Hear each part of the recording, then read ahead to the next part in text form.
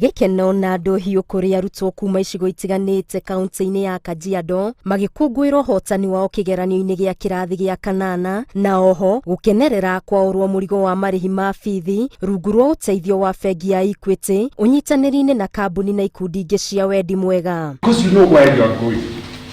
You can never get lost if you don't know where you are going. So agitongoria igongona rĩrĩ mũrũgamĩrĩri mũnene wa bengi ya Equity James Mwangi atarĩte arutwo aya mekĩrĩre kĩo mathomo-inĩ mao matikae gũte kĩoneki kĩao mũtũrĩre-inĩ. There must be an objective. It would be very, very sad not to have an objective of why you took a scholarship. Because that then becomes the inspiration. You must have an inspiration.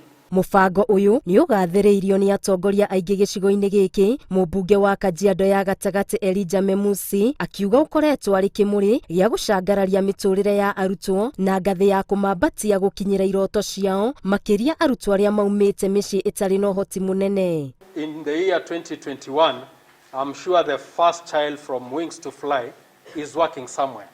As a doctor, as a teacher, we have these children impacting on society. Na kuona Kajiado nĩ ĩmwe ya kaunti iria gĩthomo kĩhatĩrĩrĩkaga kumana na ũndũire wa gũthamathama wa ndũrĩrĩ cio kabi, gavana wa kaunti ĩno nĩeranĩire atĩ thirikari yake no ĩgũthiĩ na mbere na kwambĩka tabarĩra itiganĩte cia gũkinyĩra arutwo acio na gũtigĩrĩra nĩ mamateithĩrĩria gũcokereria mathomo mao nginya marĩkie. As a county government, we are no longer just giving bursaries. But we began last year to take shift and say we are going to give scholarship because scholarships have a better impact long term and ensure the student finish school.